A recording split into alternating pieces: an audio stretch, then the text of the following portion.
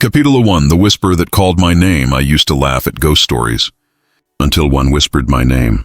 The locals called it St. Agatha's Orphanage, a blackened carcass of stone that's been silent since the fire of '78. They said the children burned in their beds, that the headmistress was never found, that on certain nights you could still hear the prayers the flames never finished. I thought it was perfect. Perfect for my channel, perfect for views, perfect for something that could make me feel again. The gates creaked like something exhaling. My flashlight cut through fog thick enough to taste. Inside, everything smelled of mildew and old sins. The wallpaper peeled like skin, revealing words carved underneath. We remember. The first whisper came at 2:13 a.m. I was in the east wing, narrating softly for the camera. They say the fire started here. Then, beneath my voice, a second one. Elias. I froze. The name wasn't just spoken. It was breathed, drawn out, like the sound came from the walls themselves. At first, I laughed nervously. Probably the wind, I told the mic. Old pipes, echo.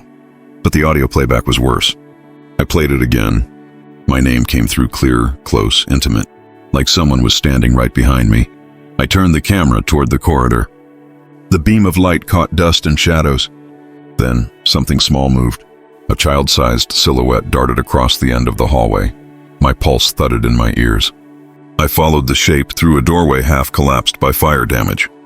Inside was a playroom, rusted beds, a dollhouse with no dolls, a music box that clicked open by itself and played one broken note over and over. Elias, the whisper again. This time softer, closer. I spun around, light trembling in my hands.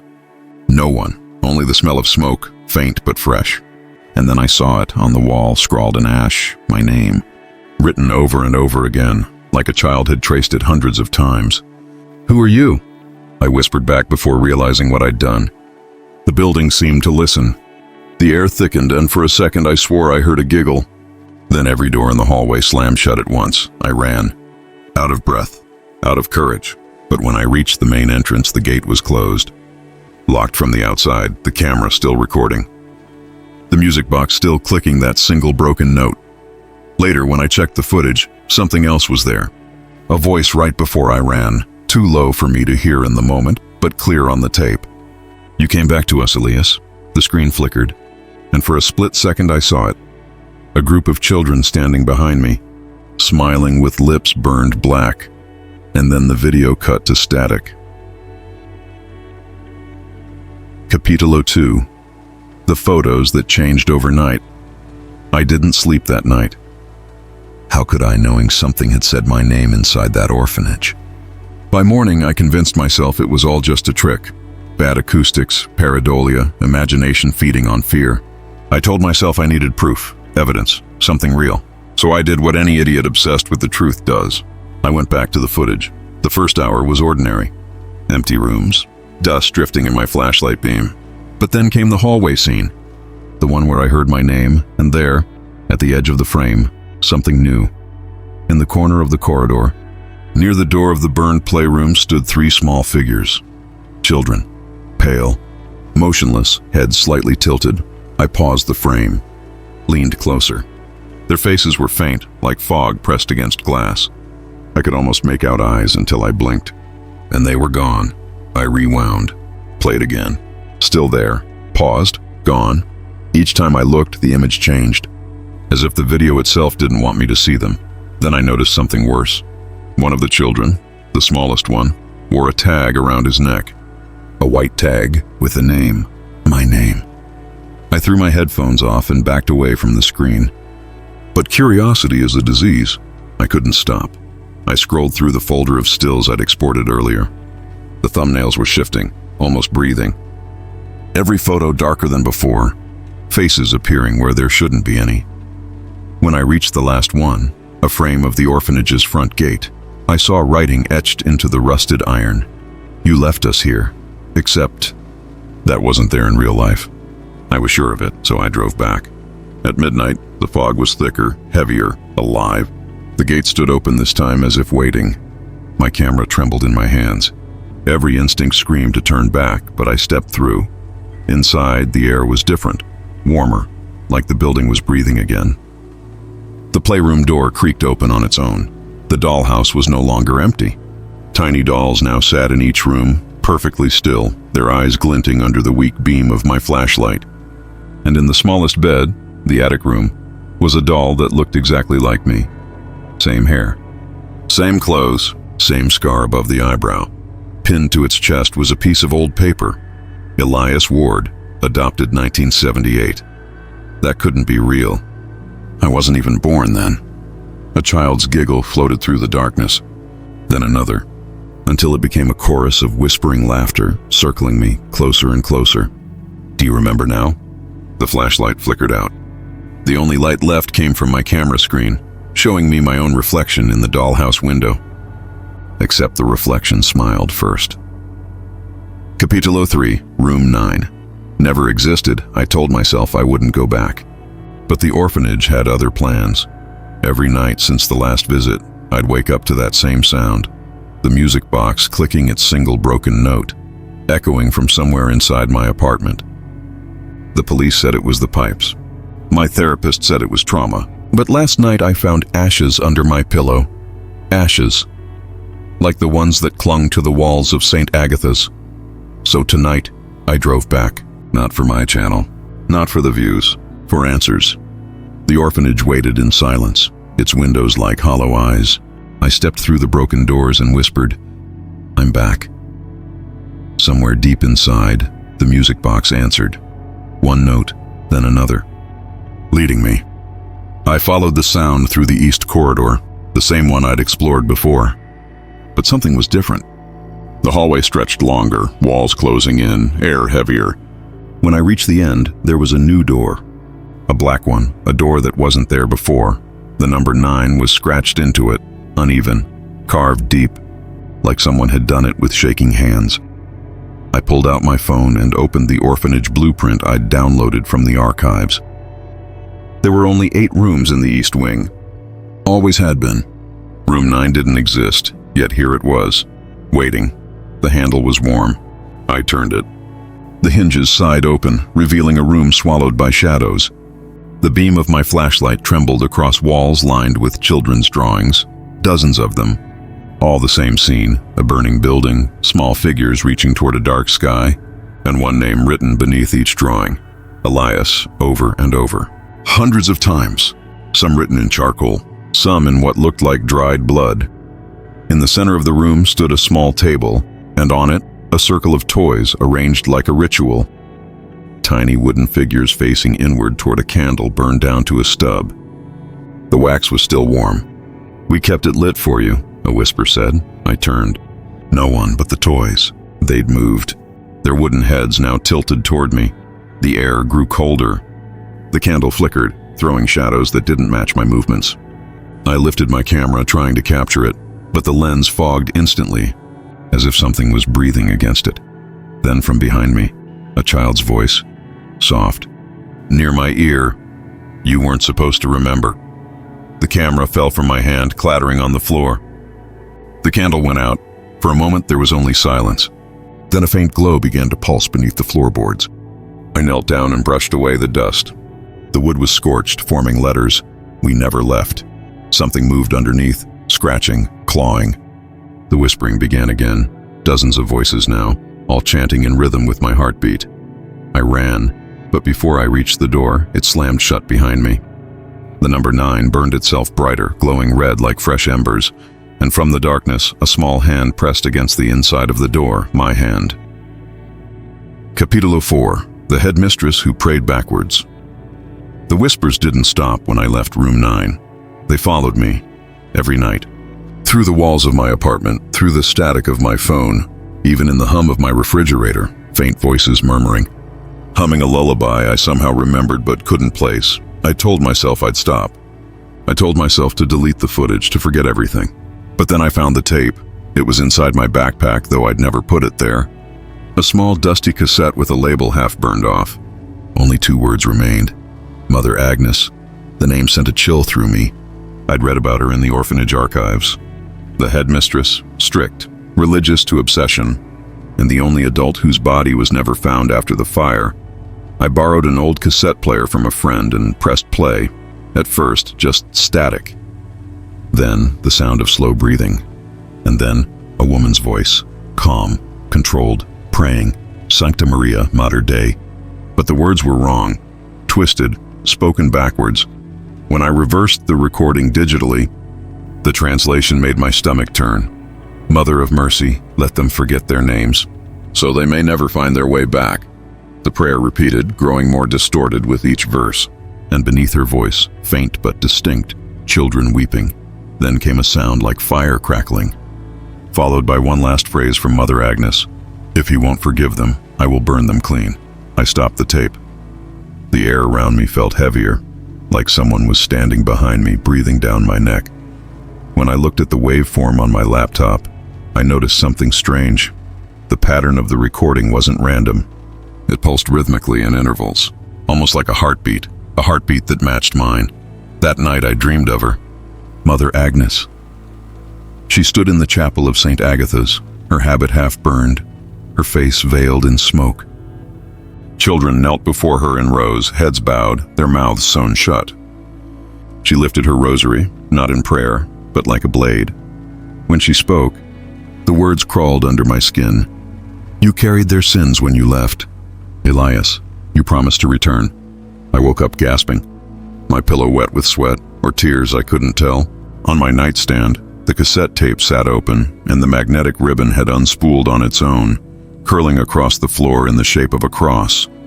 The next morning, I went back to the orphanage. I had to see the chapel from my dream. It was real. Everything was exactly as I saw it. The burned altar, the blackened pews, and above the pulpit, words carved into the wall. Her prayers were never meant for God. As I stood there, the air filled with that same humming, the reversed prayer from the tape, echoing around the chapel walls, and from the shadows behind the altar, a woman's voice whispered, not through the recorder this time, right into my ear. You're late for Mass, Elias. Capítulo 5. The orphan who knew my voice. I stopped believing in coincidence the moment the orphan said my name. But hearing one speak it in my own voice, that was something else. It started with a whisper on the recorder. Just static at first, then words forming, hesitant, fragile. You came back. I froze. The voice was that of a child, maybe 8 years old, but the tone was hauntingly familiar. Too familiar. When I slowed down the audio, I realized why. It was my voice, the cadence, the breath, the same tremor I heard when I narrated my episodes. It wasn't mimicking me. It was me. I didn't want to believe it, but something inside me, a flicker of buried memory, said otherwise. So I went back to the orphanage, again. By now, the place felt different. The silence wasn't empty anymore. It listened. As I entered the east corridor, I spoke aloud. Not to the camera this time, but to the air itself. Who are you? For a moment, nothing. Then a soft tapping, like small fingers drumming on wood, led me toward the dormitory. Dust floated like ash in the beam of my flashlight. The smell of smoke was stronger tonight. In the corner of the room stood a small metal bed, untouched by time. On the pillow lay a stuffed bear, half burned, its button eyes staring straight at me. Beneath it, a cassette tape, no label this time, only a child's drawing wrapped around it. 2 figures holding hands in front of the orphanage. One tall, one small, both smiling. The taller one's face had been scratched out. I pressed play. Hi, Elias. The voice, high, soft, wavering. The same voice from my recorder. Do you remember the game? You said if I hid well enough, you'd never leave. The tape hissed, then continued. You left. A sob. Then a faint giggle that turned into static. The flashlight flickered. I looked up. And there he was, a small boy standing by the door, barefoot, pale, his nightshirt torn and burned at the edges. His eyes reflected light like glass marbles. He smiled when he saw me. You finally came back, he said. Mother said you wouldn't. I couldn't move. My throat tightened. Who are you? He tilted his head. You don't remember your brother? The world seemed to tilt. I don't have a brother. He stepped closer and the air grew cold enough to burn. You did. You promised you'd take me with you when the fire started. The smell of smoke thickened, choking me. Behind the boy, flames began to flicker, not real, but glowing like memories come to life. You left me, Elias, he whispered, voice trembling between sadness and hate. But I never left you.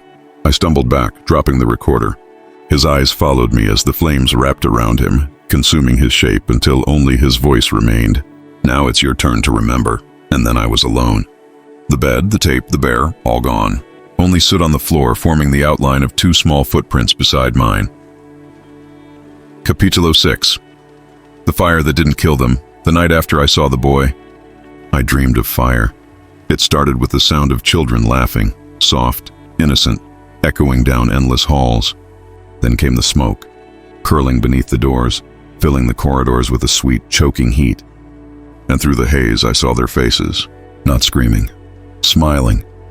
When I woke, the taste of ash clung to my tongue.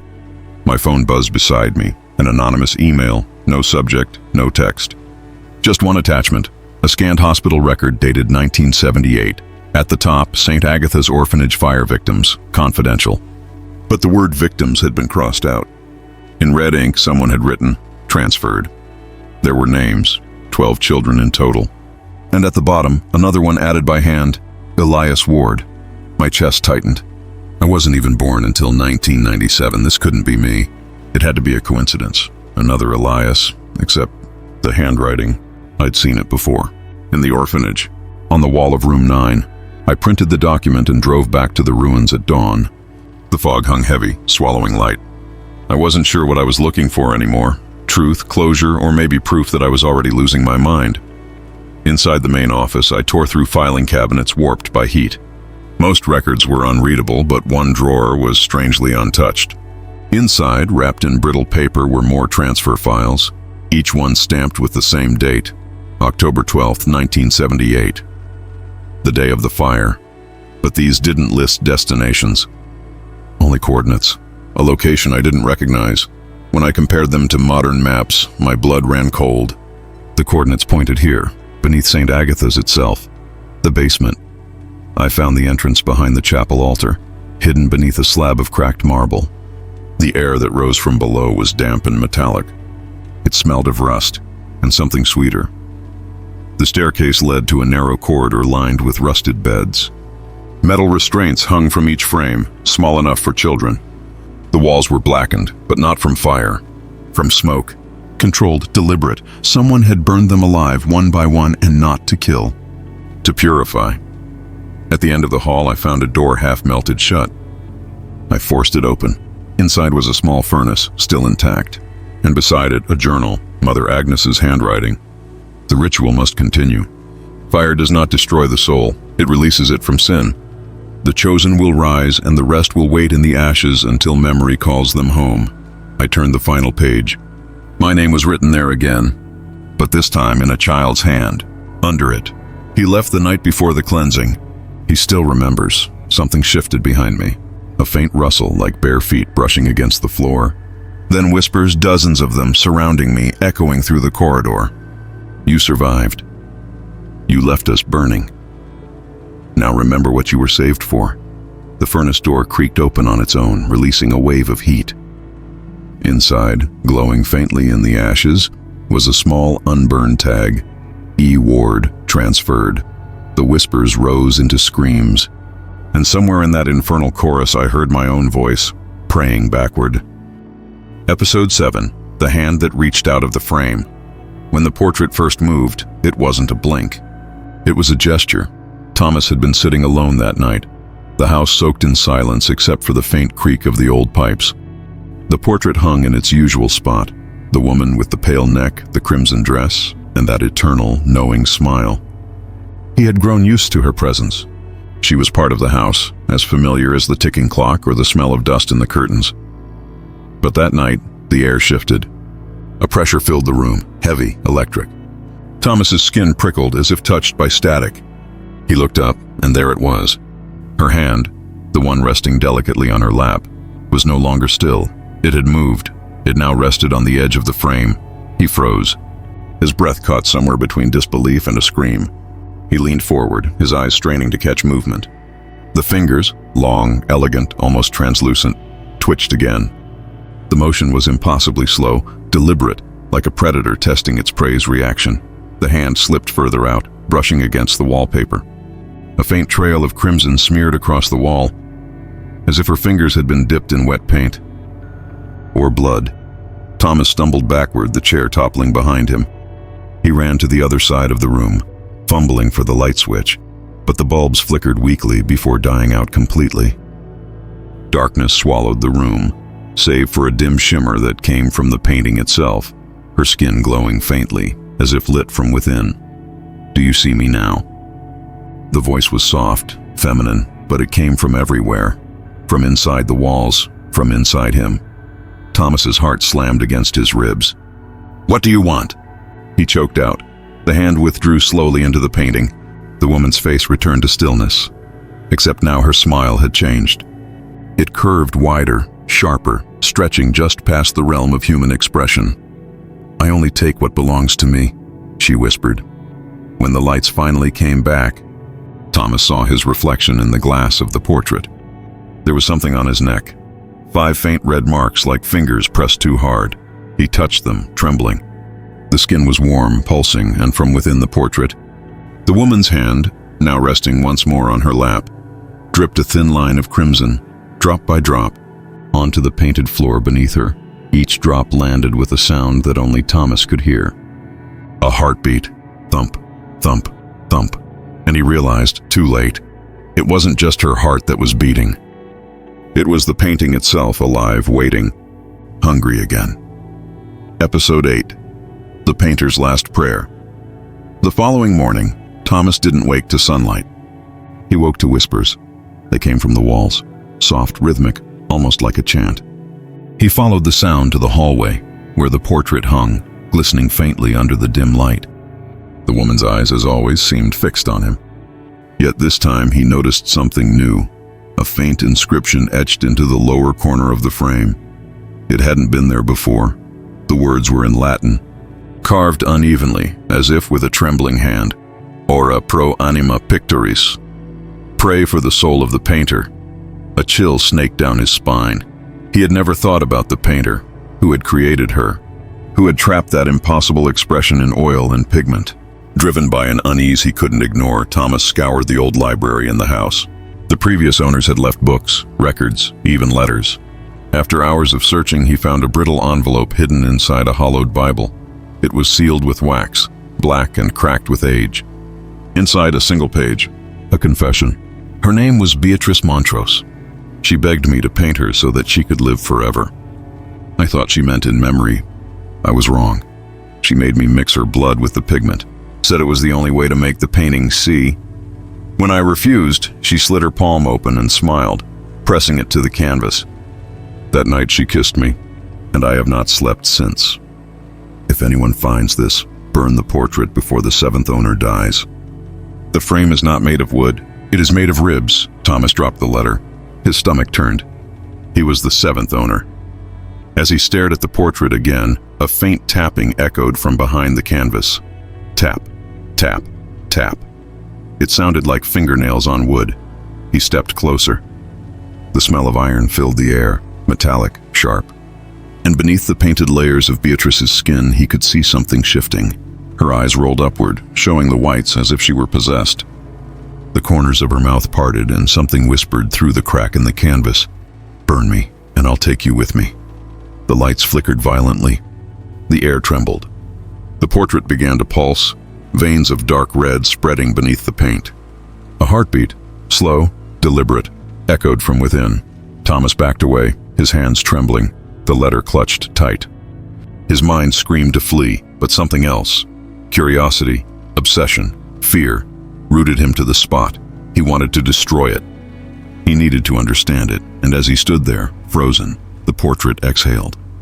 The breath was cold, sweet, and smelled faintly of roses and decay. In that moment, Thomas realized something horrifying. The portrait wasn't cursed. It was praying for the painter. Praying for forgiveness. Praying for a soul it could never return. And he, trembling before it, had just become part of its prayer. Episode 9. The Fire That Refused to Burn. Thomas didn't sleep that night. He sat in front of the portrait, his eyes fixed on the woman whose painted smile no longer looked human. Every now and then, her pupils would flicker, as though something beneath the oil and canvas was trying to breathe. The confession still trembled in his hand. Burn the portrait before the seventh owner dies. He was the seventh. By dawn, he'd made up his mind. He dragged the portrait into the backyard, every step echoing against the silence of the house. The sky was pale gray, the kind that looks like it's been drained of warmth. The air itself felt thick, reluctant. He poured gasoline over the frame. The smell clung to his clothes, soaked his fingers. When he lit the match, it flared like a small sun in his trembling hand. "Burn," he whispered. "Please, just burn." The flame touched the corner of the frame and died, not faded, not extinguished. It simply vanished, like it had been swallowed. He tried again, striking match after match, but every single one disappeared before the fire could spread. Then he saw it. The portrait's surface was rippling, like wet flesh recoiling from heat. And then it spoke. A woman's voice, soft and trembling, came from inside the painting. "Don't leave me in the dark again." Thomas stumbled backward. What are you?" The painted lips moved, slowly, painfully. "I am what he promised. Eternal, beautiful, unfinished." A crack formed down the middle of the canvas. A thin red line of liquid, too thick to be paint, trickled out, staining the grass below.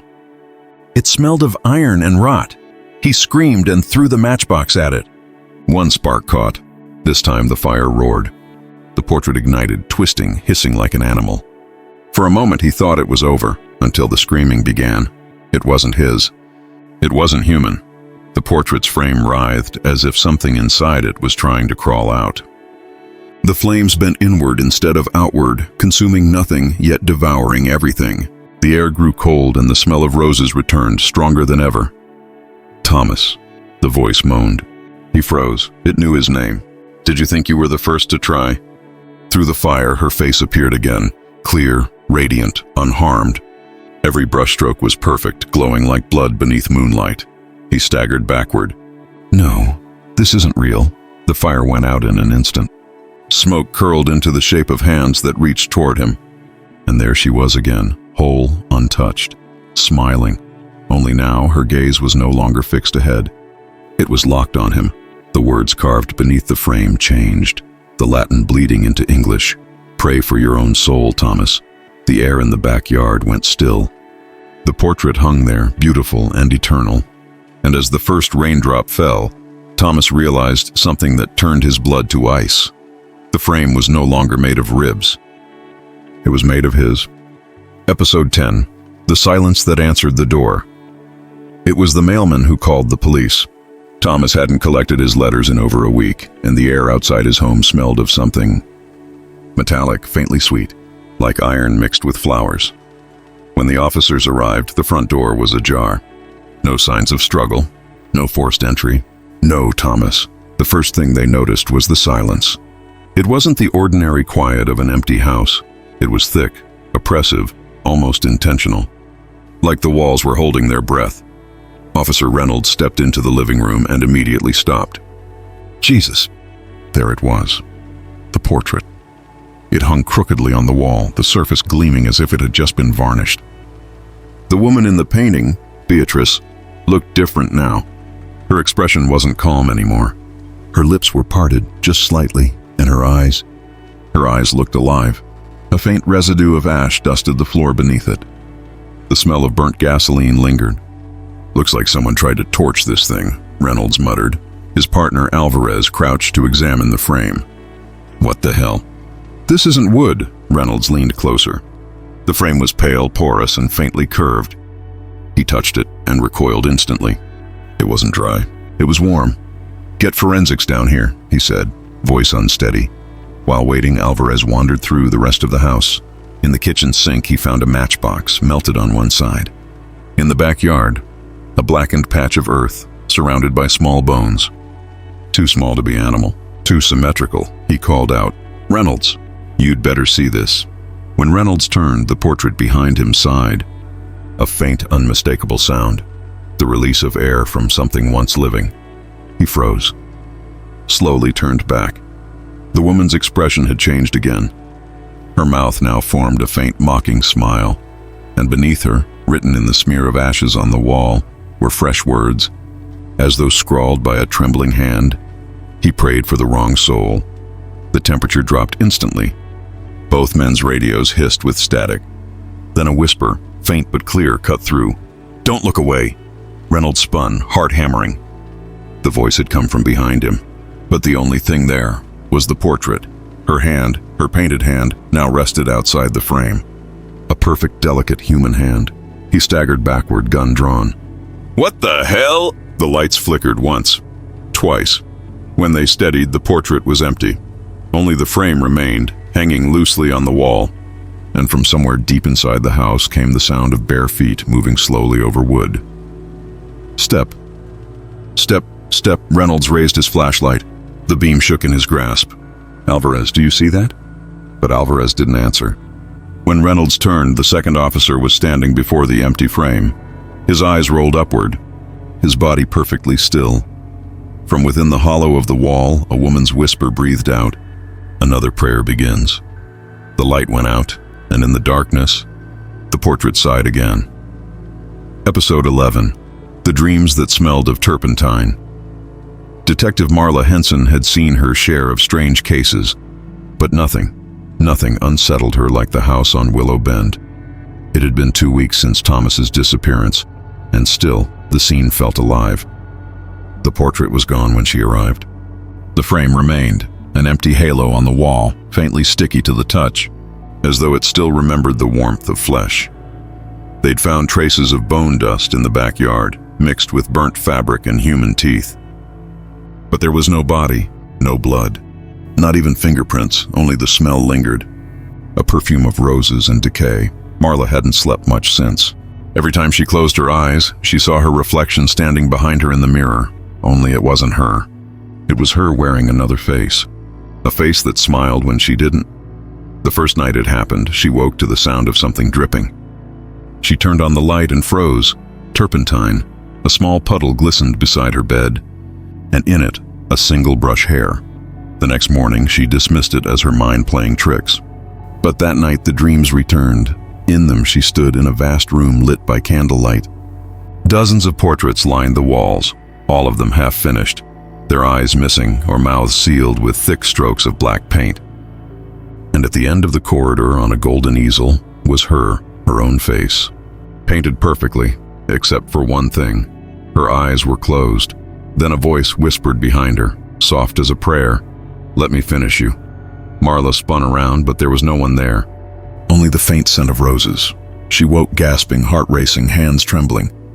Her mirror was fogged, as though someone had breathed against it, and written there in the condensation were 5 words. "I am not in the frame." Her phone buzzed before she could scream. It was Officer Reynolds. His voice shook. "You need to come to the station, now." When she arrived, the evidence room door was wide open. Inside, under flickering fluorescent lights, the empty frame from Thomas's house leaned against the wall. Something new had appeared inside it, a painting. Wet. Fresh. It wasn't Beatrice anymore. It was Thomas. His eyes were wide, his mouth half open, frozen in a silent cry. The paint around him shimmered like living tissue. Marla's breath caught. The smell of turpentine filled the room. Reynolds whispered, "We locked this thing yesterday." Nobody came in. She stepped closer. There, at the bottom corner of the canvas, was a signature written in crimson pigment. It wasn't Thomas's. It wasn't the painter's. It was hers. M. Sir Henson. A chill cut through her spine. She backed away slowly, heart pounding, and caught her reflection in the glass of the evidence cabinet. For a moment, just a heartbeat, her eyes were closed. Then they opened again. But she wasn't the one who opened them, and from the painting, the voice that had haunted her dreams whispered once more, "Now, we can begin the next portrait." Episode 12. The Woman Behind the Camera. Detective Marla Henson didn't remember falling asleep. She remembered standing in the evidence room staring at the portrait of Thomas. And then nothing. When she woke, it was morning. She was at her desk in the precinct. The lights were too bright. Her throat ached like she'd been whispering for hours. Reynolds stood by the window, pale as paper. He looked at her like she'd risen from a grave. "Marla, do you remember what you did last night?" She blinked. I told you. I went home. He swallowed hard, then turned his laptop toward her. Then who's this? The video feed showed the evidence room at 2:13 a.m. Marla, her badge visible, her posture calm. She was carrying something wrapped in white linen, something long and rectangular. She set it down on the table, unwrapped it. It was another portrait. Only this time, it wasn't Thomas. It was Beatrice. Reynolds clicked forward. In the next frame, the image on the canvas shifted. Beatrice's eyes opened, looking straight at the camera. The feed ended there, static swallowing the screen. Marla whispered, "That's impossible." Reynolds nodded slowly. "I know, but the part that scares me isn't the painting." He clicked to another tab. Surveillance stills from the hallway, the parking lot, the interrogation room. All from last night. All captured her, Marla, walking alone through the precinct. In every single image, Beatrice stood behind her, sometimes just a shadow. Sometimes clear enough to see her eyes, dark, endless, almost pitying. Marla pushed away from the desk. The room felt smaller, the air heavier. "Where's the painting now?" Reynolds hesitated. "It's gone." The lights flickered. A faint scent of roses. From the corner of the office came a soft click. The camera on the wall turned toward them by itself. Its red recording light blinked to life. Marla stood frozen as the screen on Reynolds' laptop refreshed. Live footage. It showed them in the room, sitting side by side. But the feed didn't match the present. In the video, Marla wasn't moving. She was staring at the camera, smiling. Reynolds' voice broke. "Marla?" She turned to him. Her eyes were wrong, too dark, too still. When she spoke, her voice wasn't hers. It was smooth, melodic, ancient. "She doesn't like the lens," the voice whispered. "It captures what she left behind." Reynolds stumbled backward, gun raised. "Who are you?" Marla tilted her head. "I'm the painter's prayer." Then the laptop flickered, and the image on screen changed again. No longer live footage, but a painting. The same office, the same desk, but both of them were there. Painted in exquisite detail, Reynolds' face caught in terror. Marla's expression serene, and behind them, Beatrice, her hand on Marla's shoulder. The screen dimmed. The scent of roses thickened until it was suffocating. And in that moment, as Reynolds gasped for breath, Marla whispered the final words he'd ever hear. "Don't pray for me. Pray for your frame." The feed cut to black, and when the next shift arrived at the precinct, they found only a blank canvas resting on the desk. Still wet, still warm. The title scrawled beneath it read, "The Detectives Who Looked Too Long." Episode 13, The Gallery That Never Closed. 3 months after the incident at Willow Bend, the portrait resurfaced. It didn't appear in evidence or a private collection or even an auction house. It simply appeared.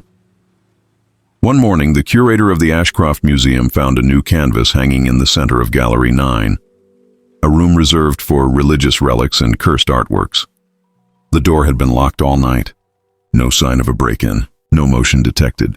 Yet there it was, mounted perfectly under the light, as though it had always belonged there. The plaque beneath it read, "Study in Devotion," by Detective Marla Henson.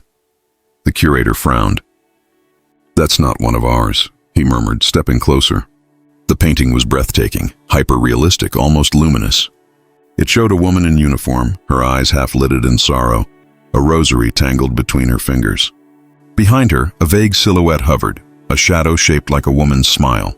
The paint shimmered faintly, still wet. Visitors came. They couldn't look away. Some swore the figure's eyes followed them. Others claimed to hear faint whispers behind the glass, like breath against their neck.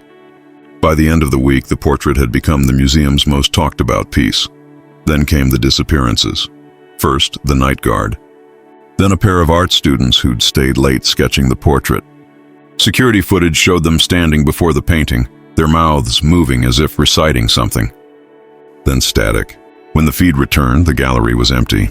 The museum tried to close the exhibit, but every morning the doors to Gallery 9 stood open again.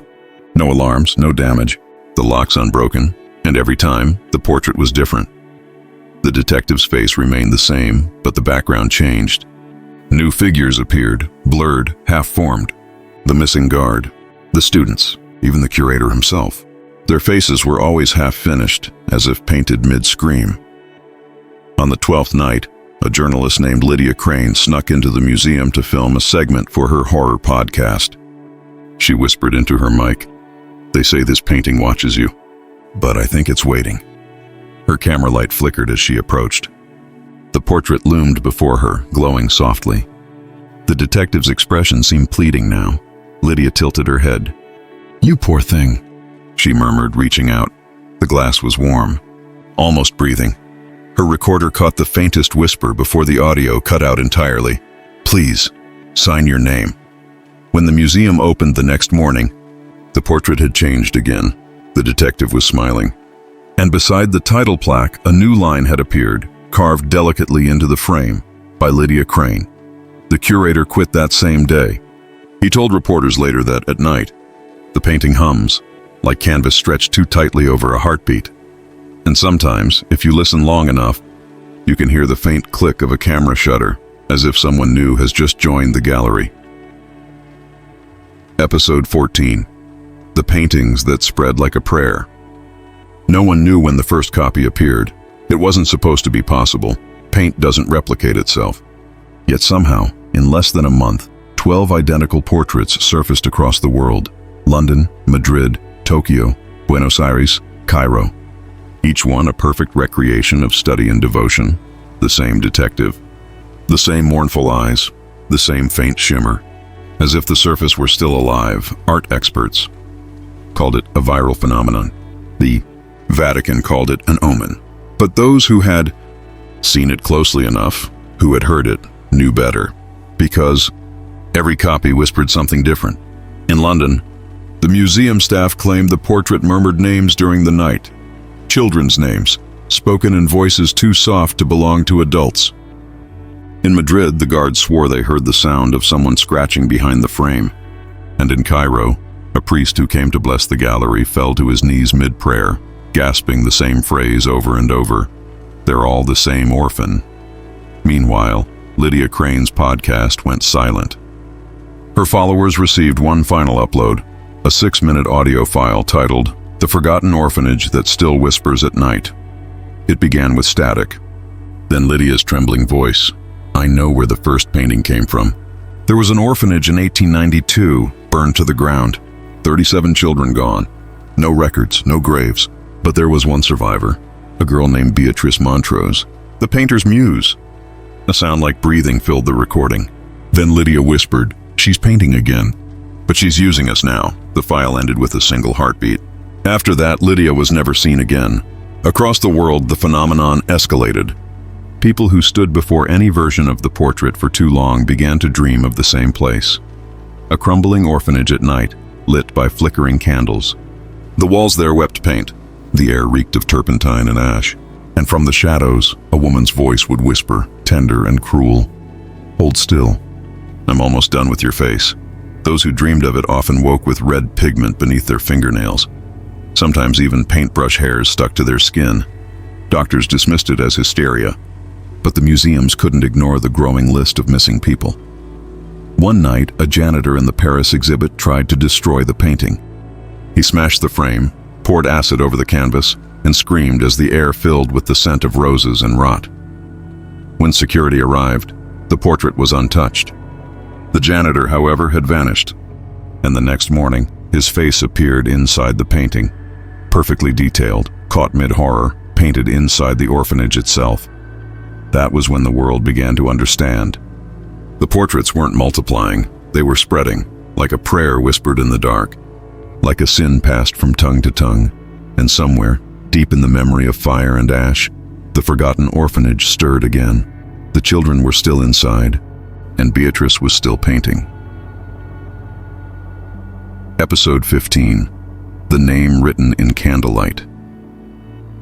When I woke up that night, I didn't remember falling asleep. The candle beside my bed burned low, its flame trembling like it was afraid. The room smelled of melted wax and iron, blood, faint but familiar. Then I saw it. On the far wall, someone had written a name in dripping candlelight. Not painted, not burned. The letters glowed softly, alive, as if the flame itself had learned to spell. Eliza. My breath caught. That was the name of the girl who had gone missing from the orphanage in 1947, The first one. The one who supposedly started the curse.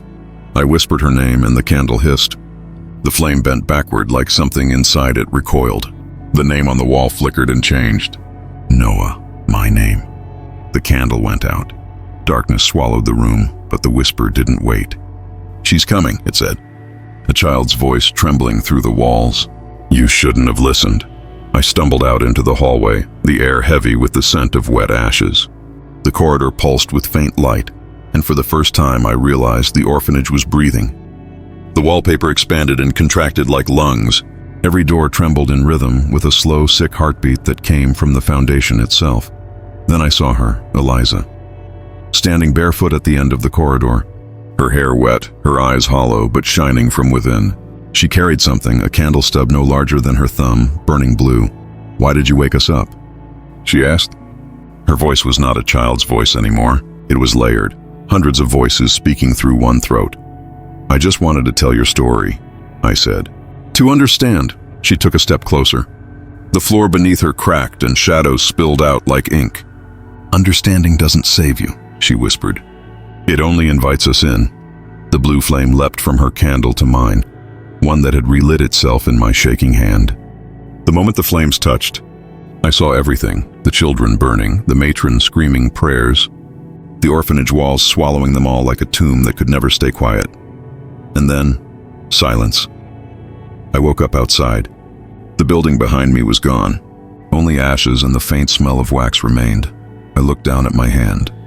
The candle was still there, still burning. On the wax, letters began to form, slowly, painfully, like something carving itself from inside. Tell them. The flame flickered. Or we'll find another voice. And as I walked away, I realized something that made my blood turn to ice. The whisper didn't come from behind me anymore. It came from inside. Episode 16, The Caretaker of Echoes. The morning after the fire, I thought I was free. The ruins of the orphanage lay cold and still behind me, the smoke thinning into gray ribbons across the sky. My clothes smelled of ashes, my throat of soot, and my mind of silence. But silence can be louder than screams when it's the wrong kind. That night, as I tried to sleep in the small motel off the highway, I heard it again. A faint tapping from somewhere inside the walls. Tap, tap, tap. 3 slow knocks, the same rhythm the children used to make when they wanted the matron to open their doors. I sat up, heart racing. There were no children here, no walls that remembered, and yet the sound continued until it shaped itself into a voice, caretaker. I froze. It wasn't the voice of a child this time. It was older, worn but tender, the kind of voice that could soothe you before it killed you. You lit the candle, it whispered. You accepted the story. I turned on the bedside lamp, desperate for light, but the bulb pulsed, then died, as if something breathed it out. In the reflection of the dark window, I saw her again, Eliza, her face behind my own, eyes glowing like a dying star. Why me? I whispered. Because you listened, she said. We needed someone who still believed. Then I saw the candle again, on the nightstand, though I hadn't brought it. The same one that had burned in my hand outside the ruins. Its wax was half gone, its flame steady, too steady. And around it, shadows gathered. The room began to stretch and blur. The walls turned into corridors, the carpet into cold wooden floors. I knew where I was before I could even breathe it. The orphanage. Rebuilt, reborn, alive. My hand trembled as I reached for the door, but it opened itself. Inside, the halls were full of whispers. Soft, overlapping murmurs, all saying the same thing in different voices. Stay. I walked past empty beds, past toys half melted and dolls whose eyes followed me. And at the end of the hall, the matron's office door stood open, the brass plaque gleaming. Except this time, the name engraved on it wasn't hers. It was mine. Noah Hill, caretaker. Me breath shattered. The candle in my hand flared white, and suddenly I understood. The orphanage hadn't been destroyed. It could never be destroyed. It only needed a new keeper, a soul bound to remember, to feed the whispers, to keep the children's story alive. And I had told it. I had spread it through my voice, through every word. As I stepped inside the office, the whispers quieted, waiting. The chair creaked softly as I sat down. And then, one by one, the shadows of children appeared in the doorway, smiling, waiting to be tucked in, their mouths open, but no sound escaping. "Good evening, little ones," I heard myself say. My voice was calm, warm, not mine anymore. And when I looked down, the candle burned blue again, its wax spelling out new words this time. The story continues. Episode 17. The visitor who heard my name. They told her the orphanage had burned down decades ago, that there was nothing left but soot, ash, and silence. But silence has a way of calling to the curious. Her name was Clara, a documentary filmmaker who believed in forgotten stories. She had come to the village chasing rumors of a man named Noah Hill, a writer who vanished after investigating a haunted orphanage. No one had seen him since. When Clara arrived, the forest swallowed her car's sound. Even the wind seemed hesitant to touch that land. The air thickened, humming faintly, like it remembered too much. And then she saw it. The orphanage, still standing. No ash. No ruin. Just walls of faded gray brick, windows sealed by time. A sign swung gently above the gate, half-eaten by rust. Hill Orphan Home. The name twisted something inside her chest. She pushed through the gate. The metal shrieked like something in pain. The front door, though locked, opened with a soft click the moment she touched it.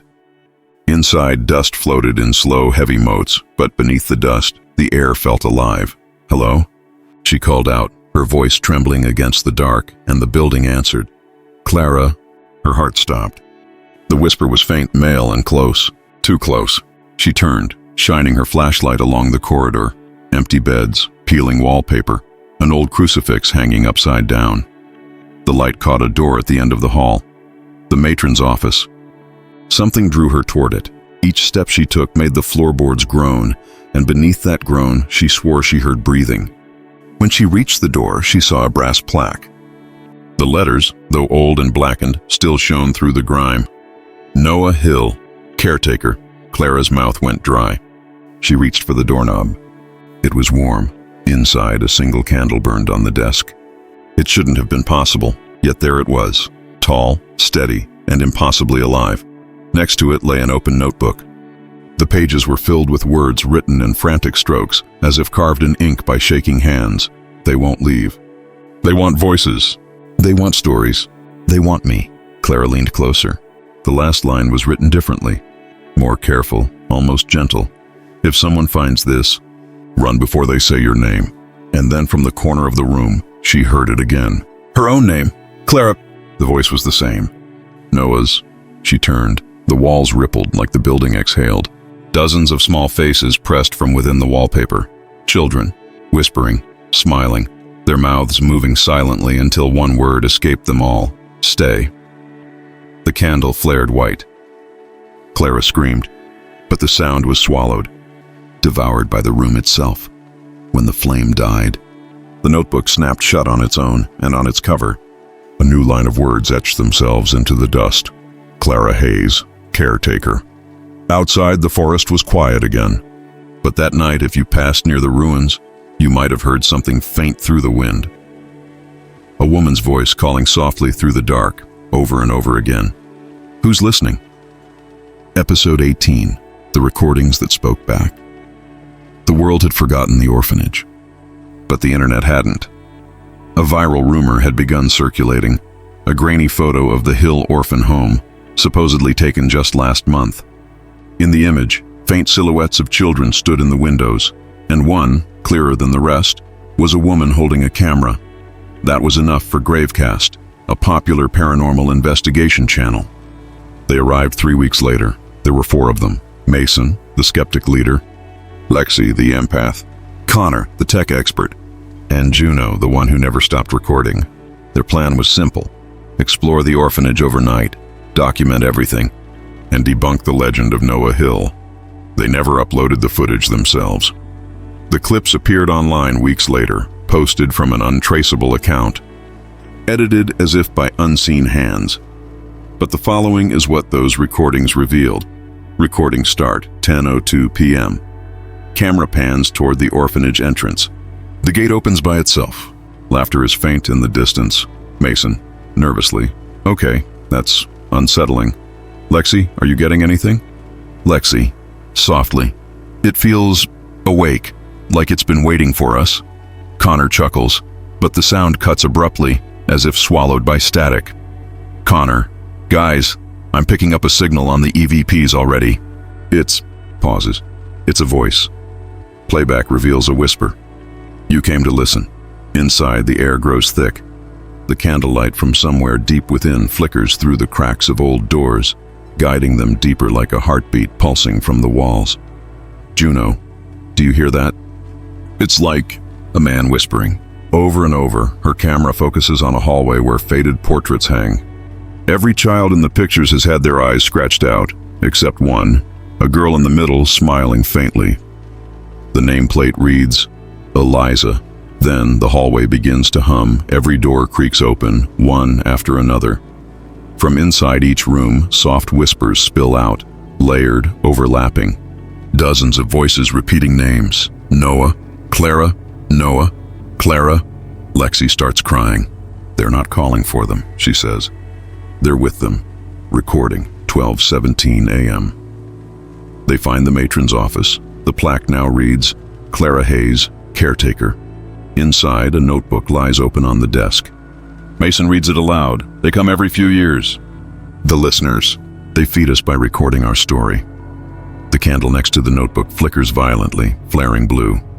Suddenly, all their cameras shut off, except Juno's. Her lens stays fixed on the notebook as new words carve themselves across the page, one letter at a time. Welcome, Gravecast. The whispers swell into laughter, children's laughter, and the candle flame stretches upward, twisting into shapes like hands reaching for them. Lexi, screaming, turn it off. Turn it off! Static! A flash of white. Final recording, 3:33 a.m. The camera lies sideways.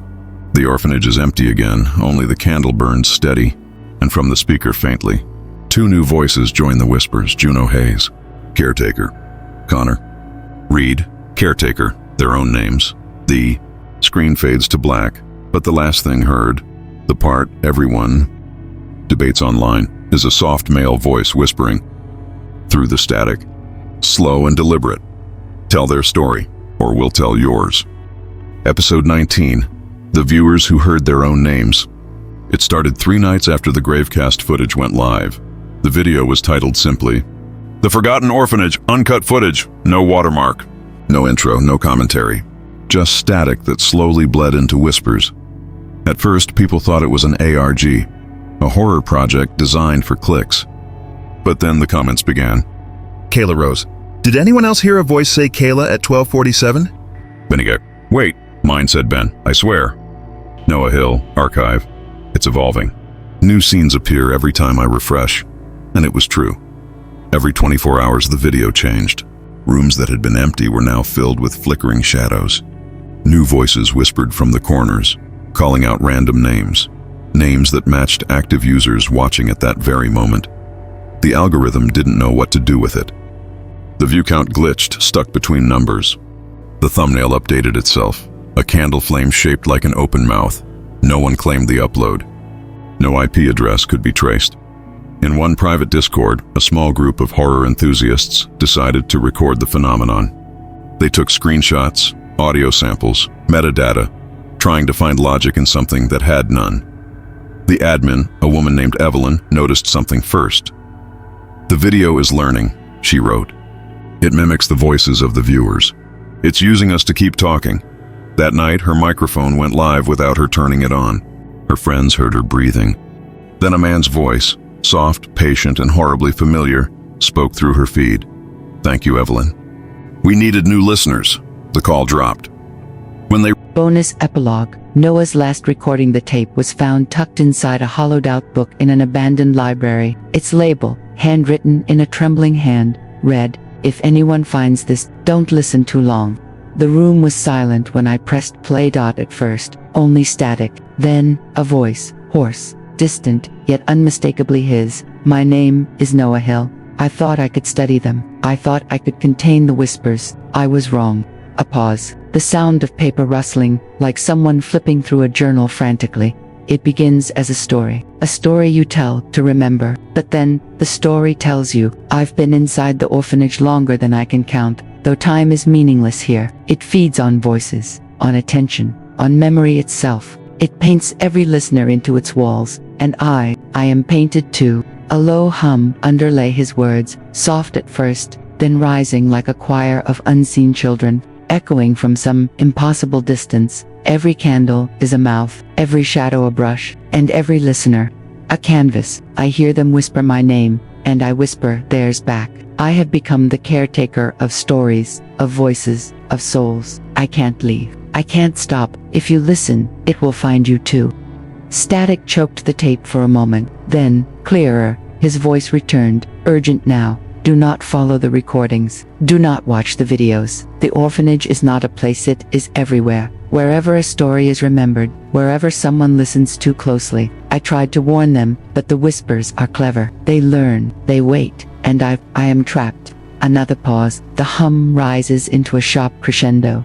If you hear my voice, you are already too late. But perhaps, if you are careful, if you close your eyes, if you do not answer, you may survive. But know this, the orphanage will always find a new voice, a new listener, and one day, it will speak through you.